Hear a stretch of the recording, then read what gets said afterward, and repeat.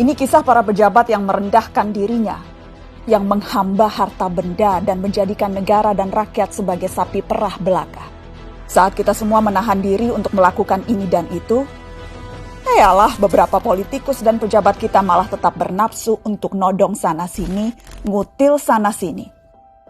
Saat kita semua mencoba bertahan di tengah badai, jungkir balik melanjutkan hidup saat semuanya begitu sulit, para politikus dan pejabat juga tetap berakrobat dengan anggaran. Entah berapa ratus ribu orang yang sudah di PHK, yang usahanya bangkrut, yang penghasilannya merosot. Tapi itu tak mengurangi nafsu para pejabat rakus yang tidak punya harga diri.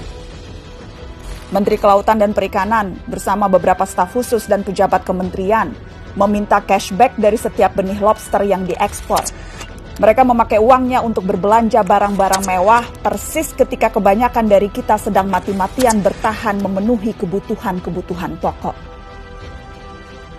Saat banyak orang kelimpungan mencari ruangan perawatan karena kamar-kamar rumah sakit sudah sesak dengan pasien COVID, Wali Kota Cimahi malah memperjualbelikan izin pembangunan rumah sakit. Dan yang lebih gila lagi, para pejabat Kementerian Sosial berikut dengan menterinya sekaligus malah menodong para vendor dengan uang cashback. Mereka meminta Rp10.000 dari setiap paket bantuan sosial. Paket senilai Rp300.000 untuk meringankan beban hidup rakyat. Tega-teganya dipotong untuk dinikmati sendiri. Dan itu dilakukan oleh mereka yang disumpah untuk membantu rakyat bisa bernapas lebih mudah di tengah himpitan hidup. Inilah arti kebejatan yang sesungguhnya. Ampun ya Allah. Sejak awal, dana triliunan rupiah yang digelontorkan dalam bentuk bantuan sosial memang rentan diselewengkan. Sudah banyak yang memprediksi potensi ini. Mungkin memang kita tidak kaget, tapi bukan berarti kita harus maklum, bukan berarti kita tidak boleh marah. Kasus-kasus korupsi di tengah pandemi membuktikan kompas moral para politikus dan pejabat kita memang sedang berada di titik terendah. Bahkan pandemi yang membunuh banyak orang, menyengsarakan banyak orang, tak membuat para pelaku menahan diri dari hasrat memperkaya diri sendiri. Pandemi justru menjadi peluang untuk menggarong lebih banyak.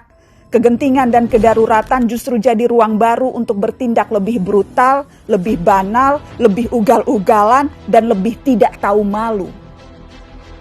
Publik, kita semua, justru dibebani pekerjaan tambahan. Selain harus bertahan hidup, kita justru harus lebih teliti mengawasi kebijakan dan penggunaan anggaran.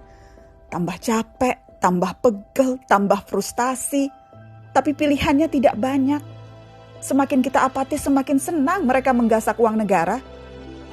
Pandemi terbukti melahirkan kebiasaan-kebiasaan baru. Kecuali perilaku para politikus dan pejabat kita. Inilah kenyataannya. Sudah sebegitu bangkrutnya moral mereka. Memang kita tidak kaget.